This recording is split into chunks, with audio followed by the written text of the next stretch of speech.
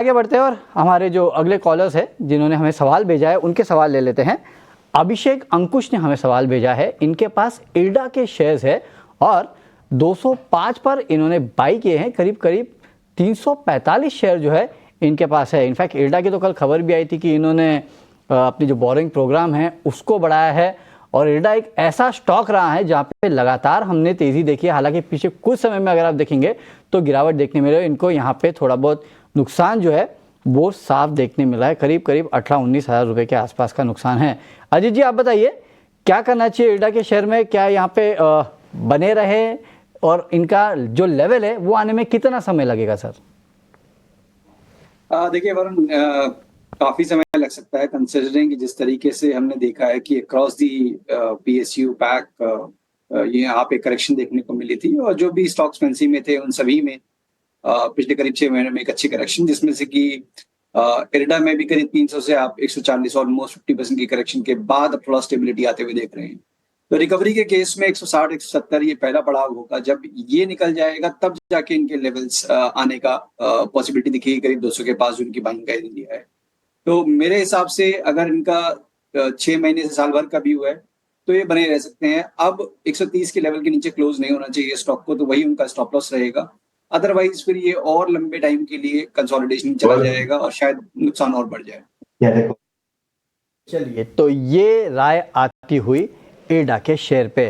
CDSL पर हमारे दर्शक कृष्णन का सवाल लेना चाहते हैं हम। और अजीत, 1200 की इनकी बाइंग है, 50 शेयर इन्होंने खरीद रखे हैं। नज़रिया इन्होंने नहीं बताया है हमें। नियर टर्म आउटलुक ही लेकर हम सलाह लेंगे। फिलहाल तो घाटे में है, लेकिन अब नियर टर्म आउटलुक किस स्टॉप लॉस के साथ अगर रुकना हो तो आप रुकने की सलाह दे पाएंगे?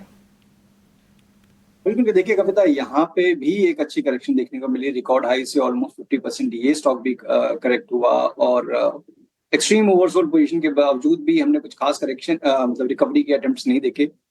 अब पिछले 2 दिनों में एक अच्छे रिकवरी के अटेम्प्ट देखे हैं, जैसे क्रॉस दी बोर्ड हम मार्केट में देख भी रहे हैं कि ब्रॉड बेस बाइंग है। तो सीडीसीएल में भी अपने फर्स्ट एरिया ऑफ रेजिस्टेंस इसको ये टेस्ट कर रहा है करीब 1160 के पास। ये 20 में ब्रेक होते ही यहाँ पे एक अच्छा मोमेंटम देखने को मिल सकता है। तो अच्छी बात यह है कि शायद इनके बाइंग प्राइस काफी नजदीक का रहा है। इन्होंने अभी हाल फिलहाल में खरीदा था, तो वो एक लेवल जल्दी देखने को मिल सकता है। अगर 1350-1400 के लेवल तक के लिए वेट करना चाहते हैं तो टाइम होराइजन कम से कम 1-1.5 महीने का होना चाहिए और 1050 का एक stop loss of closing basis पे इनको मेंटेन करना है। चैनल पे शरद हमारे दर्शक का सवाल है और इन्होंने खरीदारी यहाँ पर कर रखी है रेल विकास में ही और 505 ये कह रहे हैं इनकी खरीदारी का भाव है। लॉस में तो है ही, लेकिन लॉस पे लॉस हो रहा है जिसको लेकर ये परेशान है। फोन लाइन पर हमारे साथ नहीं है। 505 बाइंग प्राइस। बिल्कुल कविता, देखिए यहाँ पे एक प्रॉब्लम और है कि जिस तरीके से हम देख रहे हैं कि मार्केट में 2-3 दिनों में रिकवरी आई है, इसका पार्टिसिपेशन ना के बराबर है। तो ये एक और क्वेश्चन खड़ा करता है कि क्या ये अंडर परफॉर्मेंस आने वाले टाइम में भी कंटिन्यू रहेगी? बिकॉज मल्टीपल अटेम्प्ट्स हुए हैं बीच में रिकवरी के, बट सारे ही फेड आउट हो गए हैं।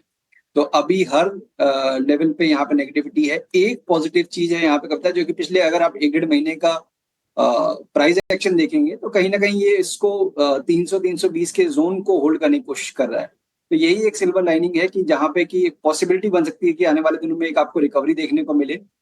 जब ये स्टॉक करीब 350